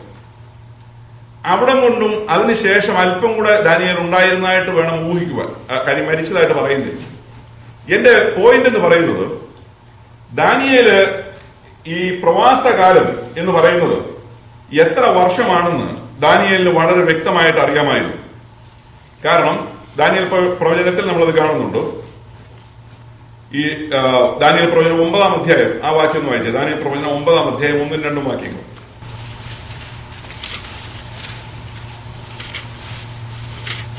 കൽദയ രാജ്യത്തിന്റെ രാജാവായി തീർന്നവനും മേദ്യ സന്തതിയിൽ ഉള്ള അഹശ്വേരോശിന്റെ മകനുമായ ദാര്യാവേശിന്റെ 1-ാം ആണ്ടിൽ, അവന്റെ വാഴ്ചയുടെ 1-ാം ആണ്ടിൽ തന്നെ ദാനിയേൽ എന്ന ഞാൻ യെരൂശലേമിന്റെ ശൂന്യാവസ്ഥ 70 സംവത്സരം കൊണ്ട് തീരും എന്നിങ്ങനെ യഹോവയുടെ അരുളപ്പാട് യിരെമ്യാ പ്രവാചകനുണ്ടായ പ്രകാരം ഒരു കാലസംഖ്യ പുസ്തകങ്ങളിൽ നിന്ന് ഗ്രഹിച്ചു. അപ്പോൾ ദാനിയേല് ഒരു കാലസംഖ്യ അവിടെ നിന്ന് കണക്ക് കൂട്ടി. ഓർക്കണം, ഇവർക്ക് ഇദ്ദേഹത്തിന് ലഭിച്ച ആ വിദ്യാഭ്യാസത്തിന്റെ പ്രത്യേകത. ഇസ്രായേൽ ഇപ്പോൾ എന്താണ്? ബാബിലോണിൽ അടിമകളായിട്ട് ആയിരിക്കുകയാണ്. അപ്പോൾ ഇതെന്ന് തീരും? ഈ അടിമത്വം, ബാബിലോണിലെ പ്രവാസം ഇതെന്ന് തീരും? ഇത് പണ്ടേ പ്രവാചകന്മാർ പറഞ്ഞതാണ്. നിങ്ങൾ പോകുന്നത്, അതായത് യിരെമ്യാ പ്രവചനം 25-ാം അധ്യായം 11-ാം വാക്യത്തിലുണ്ട്, വായിക്കണമെന്നില്ല. യിരെമ്യാ 25-11, അതുപോലെ 29-10, ഈ 2 വേദഭാഗങ്ങളിൽ വളരെ വ്യക്തമായി വർഷം പറയുന്നു. ഇത്ര വർഷത്തേക്കായിരിക്കും നിങ്ങൾ പ്രവാസത്തിലേക്ക് പോകുന്നു. അപ്പോൾ ദൈവത്തിങ്കിൽ നിന്നുള്ള ആലോചന കേട്ട് യിരെമ്യാവ് ഇത് വിളിച്ചു പറഞ്ഞു, നിങ്ങൾ ബാബിലോണിലേക്ക് പ്രവാസികളായി പോകും, നിങ്ങളെ അടിമകളാക്കി കൊണ്ടുപോകുന്ന 70 വർഷത്തേക്കാണ്. പക്ഷെ ഇത് പറഞ്ഞ ഉടനെ തന്നെ കള്ളപ്രവാചകന്മാർ പറഞ്ഞു, അങ്ങനൊന്നും സംഭവിക്കുകയില്ല, അങ്ങനെ നീണ്ട കാലത്തേക്കൊന്നും ദൈവം നമ്മളെ എന്ത് ചെയ്യത്തില്ല, തള്ളിക്കളയത്തില്ല. ജനം അത് വിശ്വസിച്ചു. ചുരുങ്ങിയ കാലത്തേക്കിനായി. അപ്പൊ ഈ പ്രവാസം എന്നോർത്ത് അല്ലെങ്കിൽ അടിമയായി പോകുന്നത് ഒരു ചുരുങ്ങിയ കാലത്തേക്കിനെ ഉള്ളൂ എന്നുള്ള ചിന്തയാണ് പൊതുവെ ഈ ഇസ്രായേലിനെ ഭരിച്ചത്. അപ്പോൾ ദാനിയേല് ബാബിലോണിലെത്തി വർഷങ്ങൾ കുറെ കഴിഞ്ഞു. വർഷങ്ങൾ എത്തിക്കഴിഞ്ഞപ്പോഴത്തേക്കിന് ദാനിയേലിന് കണക്ക് കൂട്ടി, ഇതെന്നാണ് ഇത് തീരുന്നത്, ഈ പ്രവാസകാലം എന്ന് തീരും. അങ്ങനെ ദാനിയേൽ ഇരുന്ന് കണക്ക് കൂട്ടി. യിരെമ്യാ പ്രവചനത്തിൽ ദൈവം യിരെമ്യാവിനോട് പറഞ്ഞ കണക്ക്, ആ കണക്ക് നോക്കി ഒരു കണക്ക് കൂട്ടി എത്രയെന്ന് ഗ്രഹിച്ചു? 70 വർഷം എന്ന് ദാനിയേൽ ഗ്രഹിച്ചു. അങ്ങനെയെങ്കിൽ പ്രവാസകാലം കഴിയുമ്പോഴും ആര് ജീവിച്ചിരിപ്പുണ്ടോ? ദാനിയേൽ ജീവിച്ചിരിപ്പുണ്ടോ? അതായത് ഇസ്രായേൽ മടങ്ങുമ്പോൾ അവർ കോരേശിന്റെ കാലത്ത്, അത് നമുക്ക് പിന്നീട് പഠിക്കേണ്ട വിഷയമാണ്, കോരേശിന്റെ വാഴ്ചയിലാണ് ഇസ്രായേൽ മടങ്ങിപ്പോകുവാൻ. കോരേശിനെ കുറിച്ച് ദൈവം പറയുന്നത് അവൻ എന്റെ ദാസൻ എന്നാണ്. ഇതെല്ലാം ജാതീയ രാജാക്കന്മാരാണെന്ന് ഓർത്തം. കോരേശ് എന്റെ ദാസൻ എന്നാണ് ദൈവം പറയുന്നത്. അപ്പോൾ കോരേശ് ആണ് ഇസ്രായേലിന് മടങ്ങിപ്പോകുവാനും ദൈവാലയം പണിയുവാനും ഒക്കെ ഉള്ള അനുവാദം കൊടുക്കുന്നത്. അങ്ങനെ കോരേശിന്റെ കാലത്ത് കാരണം കോരേശ് ഭരണം തുടങ്ങുമ്പോൾ ആരുണ്ട്? ദാനിയേലുണ്ട്. അങ്ങനെ വരുമ്പോൾ കോരേശ് രാജാവ് നിങ്ങൾ വെക്കൂ, നിങ്ങൾ യെരൂശലേമിലേക്കും യഹൂദയിലേക്ക് നിങ്ങൾ മടങ്ങിപ്പോയിക്കോ എന്ന് പറഞ്ഞ് ഇസ്രയേലിനെ മടക്കി അയക്കുമ്പോൾ വൃദ്ധനായ ദാനിയേലും അവരുടെ കൂടെ ഉണ്ട് എന്ന് നിങ്ങൾ ഓർക്കണം. അപ്പോൾ ഇതുപോലെ ആണ് ദൈവം ഭക്തനായ ദാനിയേലിനെ ദൈവം പുലർത്തിയത് എന്ന് നാം ഓർക്കണം. ഇനി നമ്മൾ 2-ാം അധ്യായത്തിലേക്ക് വരികയാണ്. 2-ാം അധ്യായത്തിൽ ഒരു വലിയ വിഷയം എന്ന് പറയുന്നത് വാസ്തവത്തിൽ ഈ കാണുന്ന ഇതാണ് ദാനിയേൽ കണ്ട നെബൂഖദ്നേസർ കണ്ട സ്വപ്നത്തോട് ബന്ധപ്പെട്ട് നിൽക്കുന്ന ചിത്രമാണ് ഈ കാണുന്നത്. ഈ ചിത്രത്തിൽ കാൽച്ചുവട്ടിൽ നിങ്ങൾ നോക്കിയാൽ ഒരു കല്ല് ആ കാൽച്ചുവട്ടിൽ വന്ന് വീഴുന്നത്, കാൽച്ചുവട്ടിൽ പതിച്ചിരിക്കുന്നത് പോലെ കാണുവാൻ കഴിയും. ഇത് വലിയ അർത്ഥമുള്ളതായ ഒരു ദർശനമാണ്. ഈ സ്വപ്നം രാജാവ് കാണുന്നു. രാജാവ് സ്വപ്നം കണ്ടതിന് ശേഷമായിട്ട് സ്വപ്നം പൂർണ്ണമായും രാജാവ് എന്ത് ചെയ്തു? മറന്നുപോകും. ഭൂമിയിൽ ആർക്കും ഉണ്ടാകാത്ത അനുഭവമാണ് വാസ്തവത്തിൽ ഈ കൽദയ രാജ്യത്തെ വിദ്വാൻമാർക്കുണ്ടായത്. നമ്മൾ അവിടേക്ക് വരാം. അപ്പോൾ ഈ ദാനിയേൽ പ്രവചനം 2-ാം അധ്യായത്തിലേക്ക് വരുമ്പോൾ നെബൂഖദ്നേസറിന്റെ വാഴ്ചയുടെ 2-ാം ആണ്ടിൽ നെബൂഖദ്നേസർ സ്വപ്നം കണ്ടു. അവന്റെ മനസ്സ് വ്യാകുലപ്പെട്ടു, അവൻ ഉറക്കമില്ലാതെയായി. രാജാവിനോട് സ്വപ്നം അറിയിക്കുവാൻ മന്ത്രവാദികളെയും ആഭിചാരകന്മാരെയും ക്ഷുദ്രക്കാരെയും കൽദയരെയും വിളിക്കുവാൻ രാജാവ് കൽപ്പിച്ചു. അവർ വന്നു രാജസന്നിധിയിൽ നിന്നു. രാജാവ് ഇത് സിമ്പിളായിട്ട് പറഞ്ഞാൽ ഒരുത്തനൊരു സ്വപ്നം കണ്ടു, കണ്ട സ്വപ്നം കണ്ടവൻ മറന്നുപോയി. അപ്പം സ്വപ്നവും പറയണം, അർത്ഥവും പറയണം. നോക്കിക്കോണം എന്തൊരു സ്വപ്നം പറഞ്ഞാൽ അർത്ഥം പറയാം. പക്ഷെ ഇവിടെ അതല്ല, സ്വപ്നവും പറയണം, അർത്ഥവും പറയണം. അപ്പോൾ ഇതാണ് ഇവിടെ വന്നിരിക്കുന്ന ബുദ്ധിമുട്ടെന്ന് പറയും. അപ്പോൾ സാധാരണഗതിയിൽ ഇങ്ങനൊരു കാര്യം സംഭവിക്കുമ്പോൾ തനിക്ക് ആലോചന പറഞ്ഞു തരുന്ന, തനിക്ക് ഉപദേശം നൽകുന്ന, അല്ലെങ്കിൽ ഇങ്ങനെയുള്ള കാര്യങ്ങൾ വ്യാഖ്യാനിക്കുന്ന ഗ്രൂപ്പാണ് ഇവിടെ. അവരെയാണ് രാജാവ് വിളിക്കുന്നത്. ആരൊക്കെയാണ്? മന്ത്രവാദികൾ, ആഭിചാരകന്മാർ, ക്ഷുദ്രക്കാർ, കൽദയർ. 4 ഗ്രൂപ്പുണ്ട്. 4 ഗ്രൂപ്പിനെയും ഇവിടെ വിളിക്കുകയാണ്. എല്ലാവരും ഒരാളോടായിട്ട് രാജാവ് ആവശ്യപ്പെടുന്നില്ല. ഗ്രൂപ്പിനെ കൊടുക്കുന്ന അസൈൻമെന്റ്, ഗ്രൂപ്പ് അസൈൻമെന്റ് ആയിട്ടാണ് ഇതിരിക്കുന്നത്. വേണമെങ്കിൽ ഇവർക്കെല്ലാം കൂടെ യോജിക്കാം. ക്ഷുദ്രക്കാർക്കും മന്ത്രവാദികൾക്കും കൽദയർക്കും എല്ലാവർക്കും കൂടെ യോജിച്ചിരുന്ന് ഡിസ്കസ് ചെയ്യാം. ഒരു കുഴപ്പമില്ല. രാജാവിനെ സംബന്ധിച്ചിടത്തോളം രാജാവിന് സ്വപ്നവും കേൾക്കണം, അർത്ഥവും കേൾക്കണം. ഇതല്ലാതെ വേറെ യാതൊരു വിഷയവും പുള്ളിക്കില്ല. അപ്പോൾ രാജാവിന് ഒരു സ്വപ്നം അറിയിക്കുവാൻ മന്ത്രവാദികളെയും ആഭിചാരകന്മാരെയും ക്ഷുദ്രക്കാരെയും കൽദയരെയും വിളിക്കുവാൻ രാജാവ് കൽപ്പിച്ചു. കാരണം രാജാവ് അങ്ങോട്ട് രാജഭരണം തുടങ്ങിയതേ ഉള്ളൂ. നെബൂഖദ്നേസർ ശക്തനായ രാജാവാണ്. അദ്ദേഹത്തിന്റെ ഭരണം തുടങ്ങിയതേ ഉള്ളൂ. തുടങ്ങിക്കഴിഞ്ഞപ്പോൾ ഈ മനുഷ്യൻ ഇപ്പോൾ അനുഭവിക്കുന്നത് 2-ാം വർഷത്തിൽ ഈ സ്വപ്നം കണ്ടതായ ഉടനെ തന്നെ അവന്റെ മനസ്സ് വ്യാകുലപ്പെട്ടു. അവൻ എന്ത് നഷ്ടപ്പെട്ടു? ഉറക്കം നഷ്ടപ്പെട്ടു. അപ്പോൾ രാജാവിന് എന്ത് ചെയ്യാൻ കഴിയുന്നില്ല, രാജാവിന് ഉറങ്ങാൻ കഴിയുന്നില്ല. ഒരു സ്വപ്നം വരുത്തി വെച്ച വിനയാണ്, മറ്റു യാതൊരു കുഴപ്പമില്ല. തന്റെ ഉറക്കം കെടുത്തുന്ന സ്വപ്നമാണ്, തന്നെ അസ്വസ്ഥനാക്കുന്ന ഒരു സ്വപ്നമാണ്. എന്തോ മനസ്സിനെ ആകെപ്പാടെ ഇട്ട് ഇളക്കുന്നു ഈ സ്വപ്നം. അതുകൊണ്ട് ഇദ്ദേഹം ഈ സ്വപ്നം കണ്ടതിന് ശേഷം ആകെപ്പാടെ അതിൻ്റെതായ നിലയിൽ തത്രപ്പെടുകയാണ്. അതുകൊണ്ട് ഇതിന് അർത്ഥം പറയുവാനാണ് ഇവരെ ഈ ഗ്രൂപ്പുകളെല്ലാം വിളിച്ചേക്കുന്നത്. മന്ത്രവാദികളുണ്ട്, പിന്നെ ആഭിചാരക്കാരുണ്ട്, ക്ഷുദ്രക്കാരുണ്ട്, കൽദയരുണ്ട്. ഈ കൽദയർ എന്ന് പറയുന്നത്, നിങ്ങൾ കൽദയർ എന്ന് പറഞ്ഞാൽ സത്യത്തിൽ പെട്ടെന്ന് നമുക്ക് മനസ്സിലാകുന്നത് ബാബിലോന്യരെയാണ് ഈ കൽദയർ എന്ന് വിളിക്കുന്നത്. എന്നാൽ ഇവിടെ കൽദയർ എന്ന് പറയുന്നത് കൽദയ വിദ്യാഭ്യാസം, അതായത് കൽദയറുടെ പ്രധാനപ്പെട്ട വിഷയം സയൻസാണ്.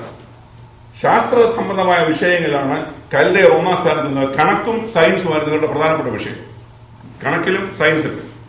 അപ്പോൾ അങ്ങനെ വരുമ്പോൾ കൽദയർ എന്ന് ഇവിടെ പറയുന്നത് സയൻസിൽ പഠിത്തമുള്ള അല്ലെങ്കിൽ സയൻസിൽ ബിരുദം നേടിയതായ ആളുകളാണ്. വേദശാസ്ത്രികൾ ദാനിയേലിനെയും കൂട്ടുകാരെയും ഇതിലാണ് പെടുത്തുന്നത്, ഈ ഗ്രൂപ്പ്.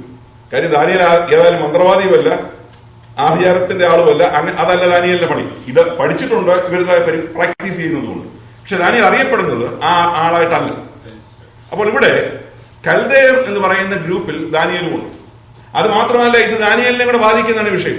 കാര്യം നമ്മൾ നേരത്തെ അധ്യായത്തിൽ കണ്ടു, രാജാവ് ടെസ്റ്റ് ചെയ്തു, ടെസ്റ്റ് ചെയ്തപ്പോൾ ഇതിൽ പഴയ പുള്ളികളെക്കാൾ ഇവരാണ് 10 ഇരട്ടി മിടുക്കന്മാര്.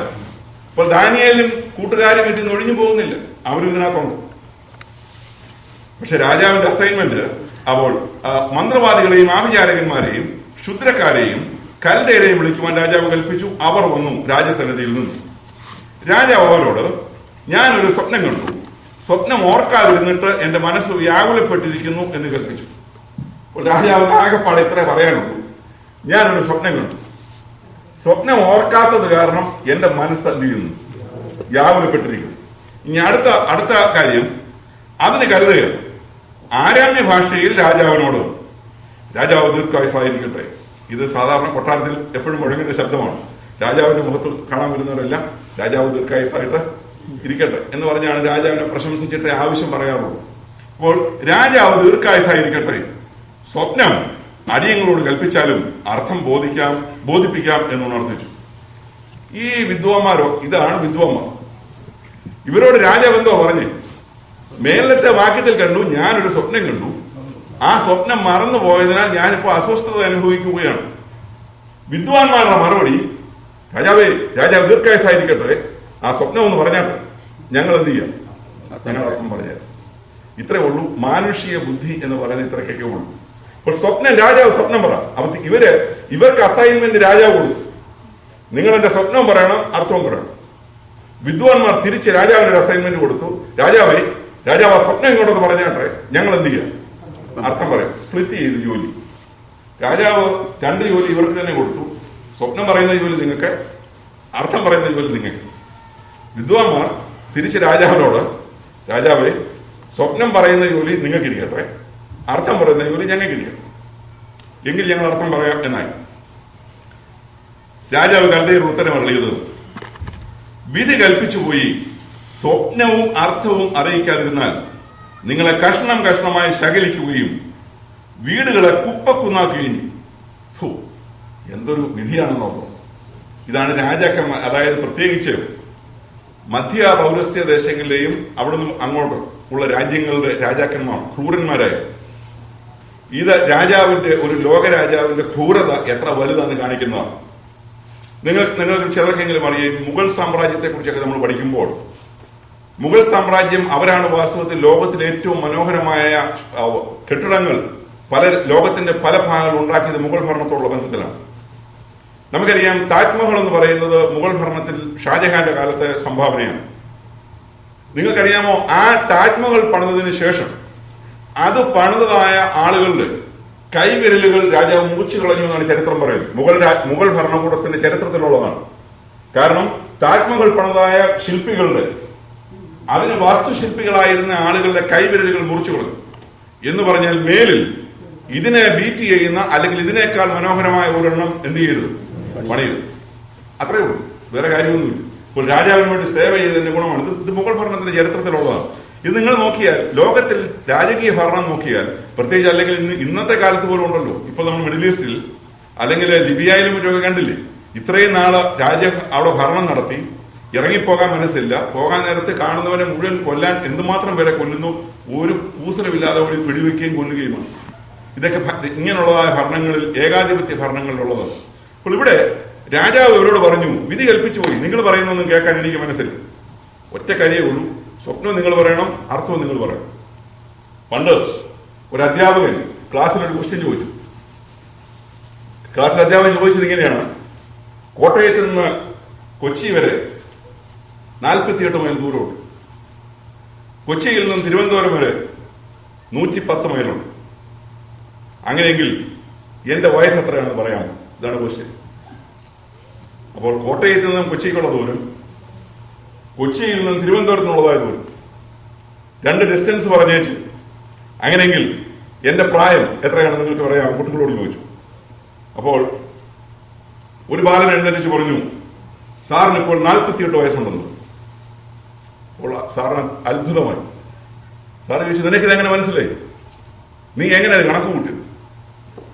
അവൻ പറഞ്ഞു, എനിക്കൊരു ജ്യേഷ്ഠനുണ്ട്, അവനിപ്പോൾ 24 വയസ്സുണ്ട്, അവനൊരു അരവട്ടനാണ്, നിങ്ങൾക്ക് മുഴുവട്ടാണ്, അതുകൊണ്ടാണ് നിങ്ങൾക്ക് 48 വയസ്സെന്ന് ഞാൻ പറഞ്ഞത്. എന്ന് പറഞ്ഞാൽ 2 ഡിസ്റ്റൻസ് പറഞ്ഞേച്ച് പ്രായം പറയാൻ പറഞ്ഞ അധ്യാപകനോടല്ല എന്താ പറയുന്നത്. അപ്പോൾ എന്റെ ചേട്ടൻ അവന് 24 വയസ്സുണ്ട്, അവനൊരു അരക്കിടക്കനാണ്, അരവട്ടാണ്. പക്ഷെങ്കിൽ നിങ്ങൾ അവനേക്കാൾ കൂടിയാളാണ്, അത് മുഴുവട്ടാണ്. അതുകൊണ്ട് നിങ്ങൾക്ക് 48 വയസ്സ് ഏറിയ പ്രായമൊത്തു. ഞാൻ ഉദാഹരണം പറഞ്ഞത് ഇതുപോലൊരു വിഷമ അവസ്ഥയിലാണ് ഇവിടെ ഈ വിദ്വാന്മാരായിരിക്കും. രാജാവ് സ്വപ്നം കണ്ടു, രാജാവ് മറന്നുപോയി. രാജാവ് ഇവരോട് പറയുകയാണ്, പറയടാ സ്വപ്നം, പറഞ്ഞില്ലെങ്കിൽ നിന്നെ എന്ത് ചെയ്യും? നിന്നെ കൊല്ലുക തന്നെയല്ല, നിന്റെ വീടൂടെ ഇടിച്ചു കളയും, കുപ്പക്കുന്നാക്കി കളയും. എന്ന് പറഞ്ഞാൽ നമ്മുടെ ഇന്നത്തെ കാലത്ത് ബുൾഡോസർ ഉപയോഗിച്ച് ഇടിച്ച് നിരത്തുന്നത് പോലെ വീടൂടെ തകർത്ത് കളയും വിദ്വാന്മാരുടെ വീട്. അതാണ് രാജാവ് പറയുന്നത്.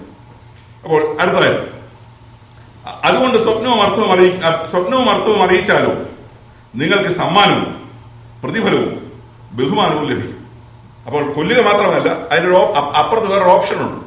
നിങ്ങൾ സ്വപ്നം അറിയിച്ചാൽ, സ്വപ്നവും അർത്ഥവും പറഞ്ഞാൽ നിങ്ങൾക്ക് സമ്മാനം കിട്ടും, പ്രതിഫലം കിട്ടും, ബഹുമാനം കിട്ടും. അതുകൊണ്ട് സ്വപ്നവും അർത്ഥവും അറിയിക്കുക. അപ്പൊ രാജാവ് ഈ കാര്യത്തിൽ സ്റ്റബേണായിട്ട് നിൽക്കുകയാണ്, ഒരു വിട്ടുവീഴ്ചയില്ല. കാരണം സ്വപ്നവും പറയണം, അർത്ഥവും പറയണം. അടുത്തത്, അവർ പിന്നെയും രാജാവ് സ്വപ്നം അടിയങ്ങളോട് കൽപ്പിച്ചാലും അർത്ഥം ബോധിപ്പിക്കാം എന്ന് ഓർത്തി. ഇവരാകെപ്പാടെ വിഷമിക്കുകയാണ് ഈ വിദ്വാന്മാർ, കൽദയർ. രാജാവ് സ്വപ്നം ഇങ്ങനെ പറ. ഇവര് ആദ്യം മുതലേ ഇത് തന്നെയാണ് ഈ പറയുന്നത്. രാജാവ് സ്വപ്നം പറ, ഞങ്ങൾ അർത്ഥം പറ. അതിന് രാജാവ് മറുപടി കൽപ്പിച്ചത്, വിധി കൽപ്പിച്ചു പോയി എന്ന് കണ്ടിട്ട് നിങ്ങൾ കാലതാമസം വരുത്തുവാൻ നോക്കുന്നു എന്നെനിക്ക് മനസ്സിലായി. അപ്പോൾ രാജാവ് പറയുകയാണ്, വളരെ ലളിതമായ ഭാഷയിൽ പറഞ്ഞാൽ, നിങ്ങളുടെ അഭ്യാസമൊക്കെ കയ്യിലിരിക്കട്ടെ. നിങ്ങളിങ്ങനെ എന്നോടിങ്ങനെ സംസാരിച്ച് നിങ്ങൾ സമയം എന്ത് ചെയ്യുക? സമയം നീട്ടിക്കൊണ്ട് പോവുകയാണ്. പക്ഷെ വിധി കൽപ്പിച്ചു പോയി, വിധിക്ക് മാറ്റയില്ല. നിങ്ങൾ സ്വപ്നം അറിയിക്കാതിരുന്നാൽ നിങ്ങൾക്ക് ഒരു വിധി മാത്രമേ ഉള്ളൂ. ഒരു വിധിയേ ഉള്ളൂ. നിങ്ങളുടെ വിധി എന്ന് പറയുന്നത് നിങ്ങൾ പോക്കാന്നുള്ളതാണ് നിങ്ങളുടെ വിധി. ഒരു വിധിയേ ഉള്ളൂ. നിങ്ങളുടെ തല എടുക്കും, നിങ്ങളെ കൊല്ലും, നിങ്ങളുടെ വീടുകൾ കുപ്പക്കുന്നാക്കും, നിങ്ങളെ ഇല്ലാതാക്കും. അതല്ലാതെ വേറെ ഒരു വിധിയും നിങ്ങൾക്കില്ല. അപ്പോൾ നിങ്ങൾ സ്വപ്നം അറിയിക്കാതിരുന്നാൽ നിങ്ങൾക്ക് ഒരു വിധി മാത്രമേ ഉള്ളൂ. സമയം മാറുമ്പോഴും എന്റെ മുമ്പിൽ വ്യാജവും പൊളിവാക്കും പറയുവാൻ നിങ്ങൾ യോജിച്ചിരിക്കുന്നു.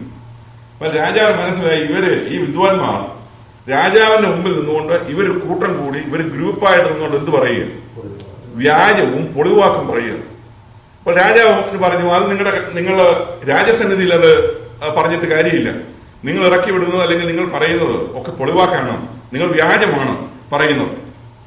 അതുകൊണ്ട് അങ്ങനെ അതിന് രാജാവ് മറുപടി കൽപ്പിച്ചത്, വിധി കൽപ്പിച്ചു പോയി എന്ന് കണ്ടിട്ട് നിങ്ങൾ കാലതാമസം വരുത്തുവാൻ നോക്കുന്നു എന്നെനിക്ക് മനസ്സിലായി. നിങ്ങൾ സ്വപ്നം അറിയിക്കാതിരുന്നാൽ നിങ്ങൾക്ക് ഒരു വിധി മാത്രമേ ഉള്ളൂ. സമയം മാറുമ്പോഴും എന്റെ മുമ്പിൽ വ്യാജവും പൊളിവാക്കും പറയുവാൻ നിങ്ങൾ യോജിച്ചിരിക്കുന്നു. സ്വപ്നം പറയുകയും എന്നാൽ അർത്ഥവും അറിയിക്കുവാൻ നിങ്ങൾക്ക് കഴിയും എന്ന് എനിക്കറിയാം. കാരണം ഈ വിദ്വാൻമാര് ഇതിനു മുമ്പ് എന്ത് ചെയ്തിട്ടുള്ളവര്? രാജാവിന് സ്വപ്നത്തിന്റെ വ്യാഖ്യാനം പറഞ്ഞു കൊടുത്തിട്ടുള്ളവരാണ്. അതുകൊണ്ട് രാജാവിന് ആ കാര്യത്തിൽ സംശയമില്ല. രാജാവ് പറഞ്ഞു, ഞാൻ നിങ്ങളോട് സ്വപ്നം പറഞ്ഞാൽ നിങ്ങൾ ആ സ്വപ്നത്തിന്റെ അർത്ഥം പറയാൻ നിങ്ങൾക്ക് കഴിവുണ്ട്, നിങ്ങൾക്കതിന് കഴിയും എന്നുള്ള കാര്യത്തിൽ എനിക്ക് തർക്കമില്ല. കൽദയർ രാജസന്നിധിയിൽ ഉത്തരം ബോധിപ്പിച്ചത്, രാജാവിന്റെ കാര്യം അറിയിക്കുവാൻ കഴിയുന്ന ഒരു മനുഷ്യനും ഭൂമിയിലില്ല. എത്രയും മഹാനും ബലവാനുമായ ഏതൊരു രാജാവും ഇങ്ങനെയുള്ള ഒരു കാര്യം ഒരു മന്ത്രവാദിയോടോ ആഭിചാരകനോടോ കൽദയനോടോ ഒരിക്കലും ചോദിച്ചിട്ടില്ല. ഇവര് രാജാവിനെ കുറ്റപ്പെടുത്തുവാണ് വീണ്ടും. ഒന്നാമതൊരു സ്റ്റേറ്റ്മെന്റ് ആണ്, രാജാവ് പറയുന്നത് പോലെ ഈ സ്വപ്നം അറിയിക്കാനും സ്വപ്നത്തിന്റെ വ്യാഖ്യാനം പറയാനും കഴിയുന്ന ഒരു മനുഷ്യൻ എന്തില്ല, ഈ ഭൂമിയിലില്ല. കാര്യം സ്വപ്നം മറന്നുപോയി രാജാവ്. സ്വപ്നം എന്താണെന്ന് പറയണം, സ്വപ്നത്തിന്റെ കൂട്ടത്തിൽ അർത്ഥവും പറയണം. ഇത് രണ്ടും കൂടെ ചെയ്യാൻ ഒരു മനുഷ്യനെ കൊണ്ടും കഴിയുകയില്ല. അത് മാത്രമല്ല, ഇങ്ങനെയുള്ള ഒരു കാര്യം ഇപ്പൊ രാജാവ് ചോദിച്ചപ്പോൾ ഒരു കാര്യം ഇന്ന് വരെ ലോക ചരിത്രത്തിൽ ഒരു രാജാവും ഇതുപോലെ മന്ത്രവാദികളോടും ക്ഷുദ്രക്കാരോടും കൽദയരോടും ഇന്ന് വരെ ചോദിച്ചിട്ടുമില്ല. ഇപ്പൊ ഇൻഡയറക്റ്റായിട്ട് പറഞ്ഞ രാജാവ് എന്തോ കുഴപ്പമുണ്ടെന്നാണ് ഈ വിദ്വാന്മാർ ഇൻഡയറക്റ്റായിട്ട് ചോദിച്ചത്. കാര്യം രാജാവ് നിങ്ങൾക്ക് എന്തോ കാര്യമായ കുഴപ്പമാണ്. കാര്യം നിങ്ങൾ ചോദിച്ചപ്പോൾ ചോദ്യം ഇതുപോലെ മണ്ടത്തരം, ആ വാക്ക് ഉപയോഗിക്കുന്നില്ലെന്നുള്ളതേ ഉള്ളൂ. നിങ്ങൾ ചോദിക്കുന്ന ചോദ്യത്തിന് മറുപടി പറയാൻ ആരെ കൊണ്ടും പറ്റിയത്. ലോകത്തിൽ ആരെ കൊണ്ടും മറുപടി പറയാൻ പറ്റാത്ത ഒരു ചോദ്യമാണ് രാജാവെ നിങ്ങൾ ചോദിച്ചിരിക്കുന്നത്. ഇന്നുവരെ ലോകത്തിൽ ഒരു രാജാവും ഇങ്ങനെ ഒരു ചോദ്യം ചോദിച്ചിട്ടില്ല. ഒരു രാജാവും മന്ത്രവാദികളുടെ ഒരിക്കലോ ആഭിചാരകന്മാരുടെ ഒരിക്കലോ പ്രശ്നക്കാരുടെ ഒരിക്കലോ ഇതുപോലുള്ള ഈ കൽദയ വിദ്വാൻമാരുടെ ഒരിക്കലോ വന്നിച്ച് ഞാനൊരു സ്വപ്നം കണ്ട, ആ സ്വപ്നം ഒന്ന് പറയാമോ, ആ സ്വപ്നം പറയണം, അർത്ഥവും കൂടെ പറയണം എന്നും പറഞ്ഞ് ഒരു രാജാവും ഇന്ന് വരെ പറഞ്ഞിട്ടില്ല. നമുക്കറിയാം, ഇവിടെയാണ് ഞാൻ മുമ്പേ പറഞ്ഞത്, മിസ്രൈമിൽ ഫറവോൻ സ്വപ്നം കണ്ടു. ഫറവോൻ സ്വപ്നം കണ്ടെങ്കിലും ഫറവോൻ മറന്നുപോയില്ല. ഫറവോന്റെ സ്വപ്നം ഫറവോന്റെ ഉള്ളിൽ ഇങ്ങനെ കിടന്നു. ആകെപ്പാടപ്പോൾ വിഷമിച്ചു. ഇതിന്റെ അർത്ഥം എന്താണെന്ന് അറിയണം. അന്നേരമാണ് പാനപാത്രവാഹകന്റെ പറഞ്ഞു കൊടുത്തു. ഒരുത്തൻ യോസേഫ് ജയിലിൽ കിടപ്പുണ്ട്. പുള്ളിക്കാരൻ ഞങ്ങൾ പണ്ട് കണ്ട സ്വപ്നം, ഞാനും അപ്പക്കാരുടെ പ്രമാണിയും കണ്ട സ്വപ്നം അന്ന് അദ്ദേഹമാണ് വ്യാഖ്യാനിച്ചത്. അദ്ദേഹത്തെ വിളിച്ചാൽ ചിലപ്പോൾ എന്ത് ചെയ്തേക്കും, വ്യാഖ്യാനിക്കും. അപ്പോൾ യോസേഫ് അവിടെ പറയുന്ന ഒരു കാര്യമുണ്ട്. സ്വപ്നത്തിന്റെ വ്യാഖ്യാനം ആർക്കുള്ളതാണ്? ദൈവത്തിനുള്ളതാണ്. യോസേഫ് പറയുന്നത് സ്വപ്നത്തിന്റെ വ്യാഖ്യാനം ദൈവത്തിനുള്ളതാണ്. അപ്പോൾ അവിടെ നമ്മൾ യോസേഫിനെ ഉടനെ തന്നെ കുണ്ടറയിൽ നിന്നും കയറ്റി ഷേവ് ചെയ്തു, പുതിയ വസ്ത്രം ധരിപ്പിച്ചു. ആരുടെ ഒരിക്കൽ കൊണ്ടുവന്നു? ഫറവോന്റെ ഒരിക്കൽ കൊണ്ടുവന്നു. കാര്യം യോസേഫ് അതുപോലുള്ളതായ തടവറയിലാണ് യോസേഫ് കിടന്നത്. എന്നാൽ ഇവിടെ ദാനിയേലിനെ സംബന്ധിച്ച് അതിനൊന്നും ആവശ്യമൊന്നുമില്ല. കാര്യം ദാനിയേൽ നിൽക്കുന്നത് എവിടെയാണ്? രാജസന്നിധിയിൽ, കൊട്ടാരത്തിലെ രീതിയിൽ, റോയൽ ട്രീറ്റ്മെന്റിൽ ആ നിലയിൽ കഴിയുന്ന ആളാണ്. അപ്പോൾ നമ്മൾ അടുത്ത വാക്യത്തിൽ കാണുന്നത്, കൽദയ രാജസന്നിധിയിൽ ഉത്തരം ബോധിപ്പിച്ചത് ആഭിചാരനോടോ കൽദയനോടോ ഒരിക്കലും ചോദിച്ചിട്ടില്ല. രാജാവ് ചോദിക്കുന്ന കാര്യം പ്രയാസമുള്ളതാണ്. അവർക്ക് ഇത് കഴിയുകയില്ല എന്നുള്ളത് അവർ സമ്മതിക്കണം. രാജാവ് ചോദിച്ച കാര്യം ഇത് വളരെ വളരെ ബുദ്ധിമുട്ടുള്ള കാര്യമാണ്. തിരുമുമ്പിൽ ഇതറിയിക്കുവാൻ ജഡവാസമില്ലാത്ത ദേവന്മാർക്കല്ലാതെ മറ്റാർക്കും കഴിയത്തുമില്ല. അപ്പൊ ഇത് കഴിയുന്ന ഒരു കൂട്ടരെ കുറിച്ച് വിദ്വാന്മാർ പറഞ്ഞു കൊടുത്തു. രാജാവെ, ഇതിന് മറുപടി പറയാൻ കഴിയുന്ന ഒരൊറ്റ കൂട്ടരേ ഉള്ളൂ. അത് ജഡവാസമില്ലാത്ത ദേവന്മാർ. അപ്പോൾ സ്പിരിറ്റായിട്ടുള്ള ദേവന്മാരെ അവരെ കൊണ്ടല്ലാതെ ലോകത്തിലുള്ള ഒരു മനുഷ്യനെ കൊണ്ട് രാജാവിന്റെ സ്വപ്നത്തിന്റെ വ്യാഖ്യാനം പറയാൻ പറ്റിയത്. ഇത് ഹേതുവായി രാജാവ് കോപിച്ച് അത്യന്തം ക്രുദ്ധിച്ചു. ബാബയിലെ സകല വിദ്വാൻമാരെയും നശിപ്പിക്കുവാൻ കൽപ്പന കൊടുത്തു. അപ്പൊ നോക്കിക്കൊണ്ട് രാജാവിന്റെ കോപം എന്ത് വലുതായിരുന്നു. നേരത്തെ രാജാവ് ഇത്രേ പറഞ്ഞുള്ളൂ, നിങ്ങളെ എന്ത് ചെയ്യും, നിങ്ങളെ വിളിച്ചു വരുത്തിയിരിക്കുന്ന, കൊട്ടാരത്തിൽ വിളിച്ചു വരുത്തിയിരിക്കുന്ന വിദ്വാൻമാരെ, കൽദയരെ, മന്ത്രവാദികളെ, ക്ഷുദ്രക്കാരെ, ആഭിചാരകന്മാരെ, അവരോടെ പറഞ്ഞുള്ളൂ നിങ്ങളെ ഞാൻ എന്ത് ചെയ്യും, നിങ്ങളെ വിടും. പക്ഷേ ഈ മറുപടി കേട്ട് കഴിഞ്ഞപ്പോൾ ഈ രാജ്യത്ത് പോലും ഒരുത്തിനെ കൊണ്ടും പറ്റത്തില്ല, ഭൂമിയിൽ ഒരുത്തിനെ കൊണ്ട് പോലും പറ്റത്തില്ല ഈ രാജാവിന്റെ സ്വപ്നത്തിന് മറുപടി പറയാം. ഈ മറുപടി കേട്ടപ്പോൾ രാജാവിന് കോപം മുഴുത്തു. ബാബേൽ സംസ്ഥാനത്തുള്ള, നമ്മളവിടെ അങ്ങനെയാണ് കാണുന്നത്, അങ്ങനെ രാജാവ് കോപിച്ച് അത്യന്തം ക്രുദ്ധിച്ചു. ബാബേലിലെ സകല വിദ്വാൻമാരെ നശിപ്പിക്കുവാൻ എന്ത് ചെയ്തു, കൽപ്പന കൊടുത്തു. രാജാവിന് ക്ഷണനേരം മതിയല്ലോ കൽപ്പന പുറപ്പെടാൻ. രാജാവിന്റെ കൽപ്പന പുറപ്പെട്ടു കഴിഞ്ഞു. അപ്പോൾ വെറുതെ ദൂരെ ഇരിക്കുന്ന വിദ്വാന്മാരുടെ എല്ലാം മരണഭീതിയിലായി. ഏത് നിമിഷം വേണമെങ്കിലും കൊല്ലും. രാജാവിന്റെ ഓർഡർ കിട്ടിക്കഴിഞ്ഞു. എന്നാൽ രാജാവിന്റെ അകമടി നായകനായി ബാബേലിലെ വിദ്വാൻമാരെ കൊന്നുകളയുവാൻ പുറപ്പെട്ട അരിയോക്കിനോട് ദാനിയേൽ ബുദ്ധിയോടും വിവേകത്തോടും കൂടെ ഉത്തരം പറഞ്ഞു. അപ്പോൾ അരിയോക്ക് എന്ന് പറയുന്ന ആളാണ് ഈ വിദ്വാൻമാരെ മുഴുവൻ ഇല്ലാതാക്കാൻ വേണ്ടി പുറപ്പെടുന്നതാണ്. അപ്പോൾ ദാനിയേൽ വിവരവും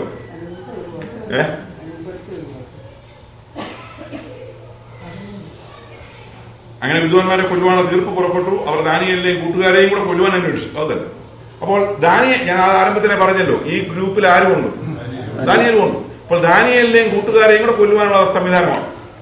അപ്പോൾ ഈ വിവരം ദാനിയേൽ അറിഞ്ഞു. അരിയോക്കിനോട് പറയുകയാണ്, അരിയോക്കെ, എനിക്ക് അവൻ വളരെ ബുദ്ധിയോടും വിവേകത്തോടും കൂടെ ഉത്തരം പറഞ്ഞു. രാജസന്നിധിയിൽ നിന്ന് ഇത്ര കഠിന കൽപ്പന പുറപ്പെടുവാൻ സംഗതി എന്തെന്ന് അവൻ രാജാവിന്റെ സേനാപതിയായ അരിയോക്കിനോട് ചോദിച്ചു. അരിയോക്ക് ദാനിയേലിനോട് കാര്യം അറിയിച്ചു. അപ്പോൾ ദാനിയേൽ ചോദിച്ചു, രാജാവ് എന്നെ ഇത്രമാത്രം ഈ വിഷയത്തിൽ കോപിക്കാനുള്ള കാരണം എന്നാണ്, എന്താണ് വിഷയം? അപ്പൊ ഇത് വളരെ ബുദ്ധിയോടെയാണ് ചോദിക്കുന്നത്, വളരെ വിവേകത്തോടെ വിനയത്തോടു കൂടിയാണ് അരിയോക്കിനോട് ചോദിക്കുക. ഇവൻ എന്ത് ചെയ്യാൻ പോവുക, ഇവന് കൊല്ലാൻ, ദാനിയേലിനെ അവരെ വെട്ടാനുള്ള അധികാരത്തോടുകൂടി ഇവൻ പോകുന്നു.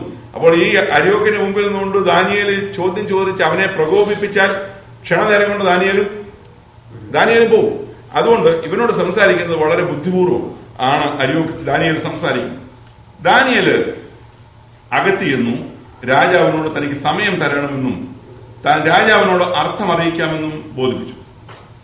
അപ്പോൾ ദാനിയേലിന്റെ ഹൃദയത്തിൽ പ്രേരണ കിട്ടി, ഈ രാജാവിന്റെ വിഷയം പരിഹരിക്കാൻ ആരെ കൊണ്ട് കഴിയും? തന്നെ കൊണ്ട് കഴിയുമെന്നുള്ളതല്ല, ആരെ കൊണ്ട് കഴിയും? ദൈവത്തെ കൊണ്ട് കഴിയും. കാര്യം ബാബിലോണിലെ മന്ത്രവാദികൾ അത് തന്നെയാണ് പറഞ്ഞത്, മനുഷ്യർക്ക് ഇത് അസാധ്യമാണ്. ഒരു മനുഷ്യനും ഇങ്ങനെയുള്ള ഒരു കാര്യത്തിന് പരിഹാരം വരുത്തുവാൻ കഴിയുകയില്ല. അതുകൊണ്ട് ഒരു മനുഷ്യനും പരിഹാരം വരുത്തുവാൻ കഴിയാത്ത വിഷയം പരിഹരിപ്പാൻ കഴിയുന്ന ഒരാളുള്ള ദൈവമാണ്. സ്വപ്നത്തിന്റെ വ്യാഖ്യാനം പറയുന്നത് ദൈവമാണ്. അതുകൊണ്ട് രാജസന്നിധിയിൽ ചെന്നു തനിക്ക് സമയം തരണമെന്നും താൻ രാജാവിനോട് അർത്ഥം അറിയിക്കാമെന്നും ബോധിപ്പിച്ചു. ഓർക്കണം, ഈ രാജാവിന്റെ ഹൃദയം മെൽറ്റ് ചെയ്തോ ഇല്ലയോ? രാജാവിന്റെ ഹൃദയം നേരത്തെ കഠിന ഹൃദയമായി ഇടപെട്ടതിനേക്കാൾ വളരെ വളരെ മൃദുവായിട്ടാണ് ഇവിടെ സംസാരിക്കുന്നത്, അല്ലേ? കാരണം ബാബിലോണിലെ വിദ്വാൻമാര് കൽദയർ നിന്നുകൊണ്ട് അവരോട് ഓരോരോ കാര്യങ്ങൾ പറഞ്ഞപ്പോൾ രാജാവ് പറഞ്ഞു, നിങ്ങൾ ചുമ്മാ സമയം കളയാൻ വേണ്ടി ചുമ്മാ പൊളിവാക്കും കൊണ്ട് ഇറങ്ങിയിരിക്കുക, സമയം കളയാൻ ഇറങ്ങിയിരിക്കുക പരിപാടിയാണ് നിങ്ങളുടെ. അവരോട് കോപം ആ രാജാവിന് നേരം ഉണ്ടായി. പക്ഷെ ഇപ്പൊ ഒരാൾ ചെന്നിച്ച് പറയുകയാണ്, കുറച്ച് സമയം വേണം, ഞാൻ എന്ത് ചെയ്യാം, മറുപടി പറയും. കാരണം അതിനൊരു വ്യത്യാസമുണ്ട്.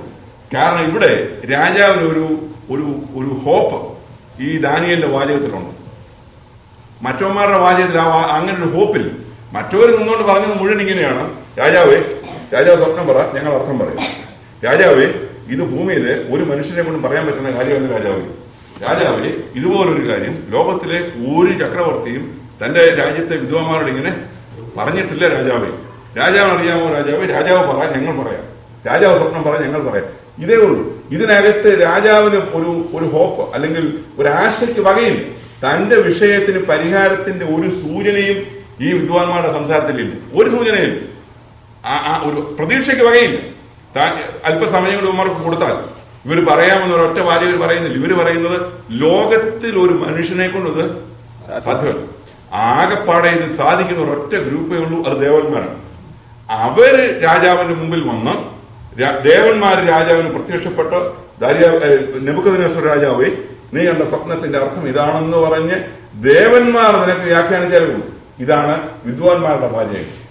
എന്നാൽ ദാനിയേലിന്റെ സെന്റൻസിൽ ഒരു പ്രതീക്ഷയുണ്ട്. രാജാവ് എന്നോട് ചെന്നിച്ച് പറഞ്ഞു, എനിക്കൊരല്പ സമയം വേണം, പക്ഷെ ഞാൻ നിനക്ക് എന്ത് ചെയ്യാം, ഞാൻ നിനക്ക് അർത്ഥം അറിയിക്കാം. തനിക്ക് സമയം തരണമെന്നും താൻ രാജാവിനോട് അർത്ഥം അറിയിക്കാമെന്നും ബോധിപ്പിച്ചു. അടുത്ത വാക്യങ്ങൾ വായിച്ചാൽ നിർത്താം. പിന്നെ ദാനിയേൽ വീട്ടിൽ ചെന്ന് വായിച്ചാട്ടെ. പിന്നെ ദാനിയേൽ വീട്ടിൽ ചെന്ന് താനും കൂട്ടുകാരും ശേഷം വിദ്വാൻമാരോടുകൂടെ നശിച്ചു പോകാതിരിക്കേണ്ടതിന് ഈ രഹസ്യത്തെ കുറിച്ച് സ്വർഗസ്ഥനായ ദൈവത്തിന്റെ കരുണ അപേക്ഷിക്കാൻ തക്കവണ്ണം കൂട്ടുകാരായ ഹനന്യാവോടും മീശായേലിനോടും അസര്യാവോടും കാര്യം അറിയിച്ചു. അങ്ങനെ ആ രഹസ്യം ദാനിയേലിന് രാത്രി ദർശനത്തിൽ വെളിപ്പെട്ടു. അടുത്ത ഭാഗം നമുക്ക് പിന്നെ അടുത്ത ക്ലാസ്സിൽ. അപ്പോൾ ഇതൊരു ഹോൾ നൈറ്റ് പ്രയർ പോലെയാണ് ഇവിടെ കാര്യങ്ങൾ. ദാനിയേല് രാജസന്നിധിയിൽ ചെന്ന്, ഞാൻ നൈറ്റ് എന്ന് പറഞ്ഞത് ഹോൾ ഡേ ആയിരിക്കാം, നമുക്കറിഞ്ഞു. ഏതായാലും രാജസന്നിധിയിൽ നിന്നും ദാനിയേൽ പുറപ്പെട്ടു. വീട്ടിൽ ചെന്ന് താനും കൂട്ടുകാരും ബാബിലെ ശേഷം വിദ്വാൻമാരോട് നശിച്ചു പോകാതിരിക്കേണ്ടതിന് രഹസ്യത്തെക്കുറിച്ച് സ്വർഗസ്ഥനായ ദൈവത്തിന്റെ കരുണ അപേക്ഷിക്കുവാൻ തക്കവണ്ണം കൂട്ടുകാരായ ഹനന്യാവോടും മീശായേലിനും അസര്യാവോടും കാര്യം അറിയിച്ചു. അങ്ങനെ ആ രഹസ്യം ദാനിയേൽ രാത്രി ദർശനത്തിൽ വെളിപ്പെട്ടു. അപ്പോൾ ഇവർ ദൈവസന്നിധി പ്രാർത്ഥിക്കുകയാണ്. കാരണം ദൈവം വെളിപ്പെടുത്തി തന്നാൽ മാത്രമേ ഉള്ളൂ. കാര്യം കൂട്ടുകാരോട് സംഗതി ഷെയർ ചെയ്തു. കാരണം അപകടമാണ് മുമ്പിൽ, ജീവൻ പോകുന്ന ഘട്ടത്തിലാണ് നിൽക്കുന്നത്. എന്നാലും കാര്യം സാധിപ്പിക്കുന്ന ഒരു ദൈവമുണ്ടെന്ന് അവർ അനുഭവിച്ചറിഞ്ഞവരാണ്. വെറും ആഹാരത്തിന്റെ കാര്യത്തിൽ ഒരു തീരുമാനമെടുത്തപ്പോൾ അന്ന് ദൈവം അവർക്ക് തുണന്നു. അവരുടെ ജീവിതത്തിൽ അവരെടുത്ത പ്രതിഷ്ഠയുടെ മേൽ ദൈവം അവരെ സഹായിച്ചു. ഇത് രാജാവിന്റെ മുമ്പിൽ ദൈവത്തിന്റെ നാമം ഉയരുവാൻ, ദൈവനാമം മഹത്വം എടുക്കുവാനുള്ള ഒരു നല്ല അവസരമായിട്ട് ദാനിയേലിനെ കണ്ടു. അതുകൊണ്ടാണ് പറഞ്ഞത്, ഹനന്യാവും മീശായേലും അസര്യാവും ദാനിയേലും അവർ പ്രാർത്ഥിച്ചു. രാത്രി ദർശനത്തിൽ എന്ത് ചെയ്യുന്നു?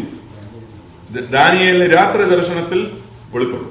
അപ്പോൾ ഈവനിങ്ങിലായിരിക്കാം രാജകൊട്ടാരത്തിൽ നിന്ന് പോയത്, അല്ലെങ്കിൽ ഡേയിലായിരിക്കാം. ഏതായാലുമുള്ള മണിക്കൂറുകൾ ഇവർ ഈ വിഷയത്തിൽ ദൈവസന്നിധിയിലിരുന്നു. എന്നാൽ രാത്രി ദർശനത്തിൽ ദാനിയേലിന് വെളിപ്പെട്ടു. വേറെ ഹനന്യാവ്, മീശായേൽ, അസര്യാവ് ഇവർക്ക് നമ്മൾ ആരംഭത്തിലേ കണ്ടു. ഇവർക്ക് എന്ത് കിട്ടിയിട്ടില്ല? സ്വപ്ന വ്യാഖ്യാനവും ദർശന വ്യാഖ്യാനവും അവർക്ക് കിട്ടിയിട്ടില്ല. അത് ആർക്കാണോ ദൈവം കൊടുത്തത് ആ ആളിന് ദൈവം വെളിപ്പെടുത്തി കൊടുത്തു. ദൈവത്തിന് സ്തോത്രം. ഞാൻ പറഞ്ഞല്ലോ, ദൈവം ഒരു വരം കൊടുക്കുന്നു എന്ന് പറയുന്നത് അത് ഉപയോഗിക്കേണ്ടതായ സമയം വരും. അത് ഉപയോഗിക്കാൻ വേണ്ടിയാണ് ദൈവം ഒരു വരം കൊടുക്കുന്നത്. നമ്മൾ റോമാലേഖനത്തിൽ നമ്മൾ ചിന്തിച്ചതാണ്. ദൈവം നമുക്കൊരു വരം നൽകുന്നുവെങ്കിൽ ദൈവികമായ വരം ദൈവം ഒരാളിന് കൊടുക്കുന്നത് അത് താലന്തിന്റെ ഉപമയിൽ നാം കാണുന്ന പോലെ കുഴിച്ചിടാൻ വേണ്ടിയുള്ളതല്ല. എന്നെയും നിങ്ങളെയും ദൈവം ഏൽപ്പിക്കുന്ന താലന്ത്, എന്നെയും നിങ്ങളെയും ദൈവം ഏൽപ്പിക്കുന്നതായ വരങ്ങൾ, കൃപാവരങ്ങൾ നമ്മൾ ഏതെങ്കിലും ദൈവസന്നിധിയിൽ നിന്ന് ഏറ്റുവാങ്ങിയാൽ അത് ഉപയോഗിക്കാനായിട്ടുള്ളതാണെന്ന് ദൈവം നമ്മെ പഠിപ്പിക്കും. കാരണം അത് ഉപയോഗിക്കാൻ സമയമില്ല. അത് നിശ്ചയമായി ഉപയോഗിക്കേണ്ടതായ അവസരം ദൈവം നമ്മുടെ മുമ്പിൽ കൊണ്ടുവരും. കാര്യം വരങ്ങൾ നൽകിയ ദൈവമാണ്, ഗിഫ്റ്റ് നൽകുന്നത് ദൈവമാണ്. അപ്പോൾ അതിനെ ഉപയോഗിക്കാൻ തക്കവണ്ണം ദൈവത്തിന്റെ നാമത്തിന്റെ മഹത്വം എടുക്കത്തക്കവണ്ണം അവസരങ്ങളെയും ദൈവം നമ്മുടെ മുമ്പിൽ കൊണ്ടുവരും. അങ്ങനെയുള്ള അവസരത്തിൽ അത് ഉപയോഗിക്കേണ്ട ചുമതല നമുക്കുള്ളതാണ് ദൈവം നമ്മെ പഠിപ്പിക്കും. അതിന്റെ ഒരു ഉദാഹരണം കൂടെ നമ്മൾ ഈ ദാനിയേലിന്റെ ജീവിതത്തിൽ കാണുന്നത്. തനിക്ക് സ്വപ്നത്തെക്കുറിച്ചുള്ള വ്യാഖ്യാനം കിട്ടുമ്പോൾ, അല്ലെങ്കിൽ ദർശനത്തെക്കുറിച്ചുള്ള വ്യാഖ്യാനം കിട്ടുമ്പോൾ, രാജാവ് ഇങ്ങനെ സ്വപ്നം കാണുന്നു, രാജാവ് സ്വപ്നം കണ്ടേച്ച് മറന്നു പോകുന്നു, രാജസന്നിധിയിൽ നിന്നുകൊണ്ട് ഈ സ്വപ്നത്തിന് വ്യാഖ്യാനം കൊടുക്കേണ്ടി വരുമെന്നോ ഒന്നും ദാനിയേൽ വിചാരിച്ചില്ല. പക്ഷെ ദാനിയേൽ ഒന്നറിയാം, ബാബിലോണിൽ തന്നെ നടത്തുന്നത്, തന്നെ ഗൈഡ് ചെയ്യുന്നത് ദൈവമാണെന്നുള്ള ഉത്തമ ബോധ്യം ആർക്കുണ്ടായിരുന്നു? ദാനിയേലിനും കൂട്ടുകാർക്കും ഉണ്ടായിരുന്നു. അപ്പോൾ ആ നിലയിലാണ് ദൈവം അവരെ വീണ്ടും വീണ്ടും അവരോട് ഇടപെടുന്നു, ദൈവം അവർക്ക് ആലോചന നൽകി നടത്തുന്നു, ദൈവം അവർക്ക് വേണ്ടതായ ഗൈഡൻസ് അതാത് സമയങ്ങളിൽ നൽകുന്നു എന്ന് നാം ദൈവവചനത്തിൽ കാണും.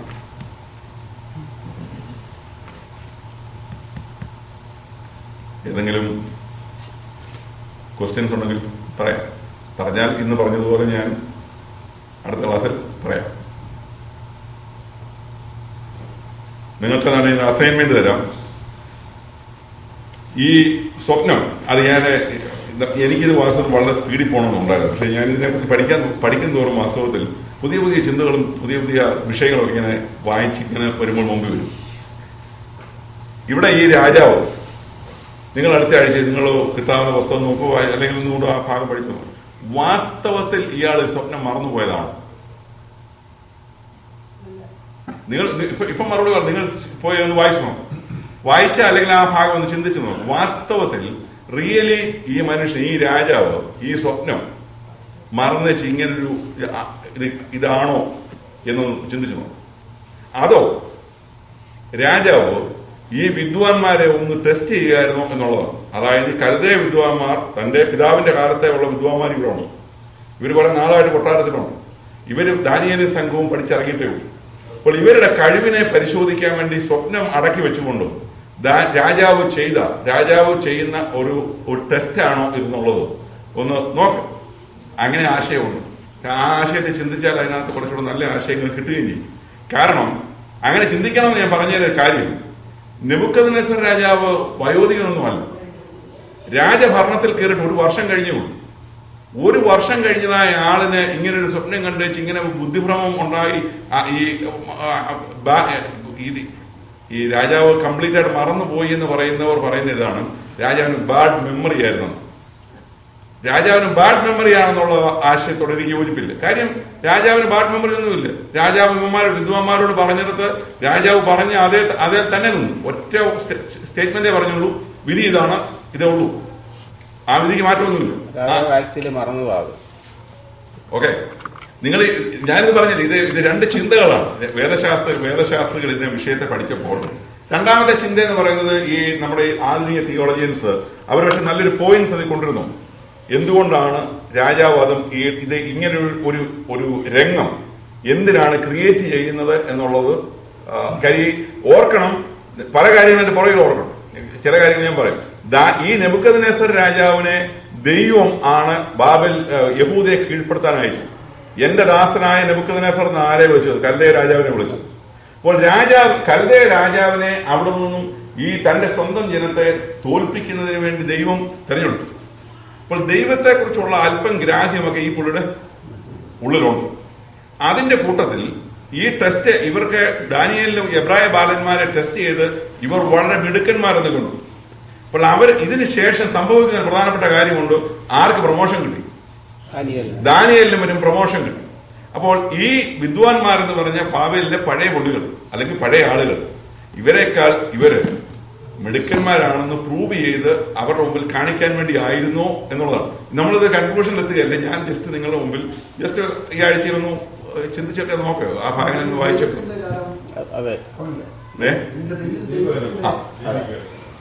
രാജാവിനെ ദൈവം മറപ്പിച്ചത് ഓർമ്മ നശിപ്പിച്ചിട്ട് ദാനിയേലിനെ ഉയർത്താൻ വേണ്ടി ചെയ്തൊരു കാര്യമാണ്. അങ്ങനെ അല്ലായിരുന്നെങ്കിൽ ഭാവിയിലുള്ള സകല വിദ്വാന്മാരെയും കൊല്ലാൻ രാജാവ് പറയത്തില്ലായിരുന്നു. കുഞ്ചായി രണ്ടാമത്തെ ആശയക്കാരൻ ഇത് തന്നെയായി പറയുന്നത്. ദൈവത്തെ അവർ ഉയർത്തുന്നത്, അവര് ദൈവത്തെ ഉയർത്തിക്കൊണ്ട് തന്നെയാണ്. അതായത് പിന്നെ കംപ്ലീറ്റ് ആയിട്ട് രാജാവ് ഇത് മറന്നു എന്ന് പറയുന്ന ആ വിഷയത്തിനേക്കാൾ ഉപരി ദൈവപ്രവർത്തിയാണ് എല്ലാവരും പറയുന്നത്. എല്ലാ വേദപണ്ഡിതന്മാരുടെയും വിഷയം ഒന്നു തന്നെ ദൈവപ്രവർത്തിയാണ്. എനിവേ, ഞാൻ നിങ്ങൾക്ക് ഇത് ജസ്റ്റ് ഒരാഴ്ച ജസ്റ്റ് നമ്മൾ പഠിച്ചുകൊണ്ടിരിക്കുകയില്ല. പഠിക്കുമ്പോൾ നിങ്ങൾ പുതിയ പുതിയ ആശയങ്ങളായിട്ട് പുതിയ ആശയങ്ങൾ കേൾക്കുന്നത് ഒന്ന് പരിശോധിക്കുന്നതിന് കുഴപ്പമൊന്നുമില്ല. അതിനേ ഉള്ളൂ. ഞാനിതിനകത്തൊരു കൺക്ലൂഷനിലൊന്നും നിൽക്കുകയല്ല. രണ്ടഭിപ്രായങ്ങൾ ഞാൻ നിങ്ങളോട് പറയാം, അത്രേ ഉള്ളൂ.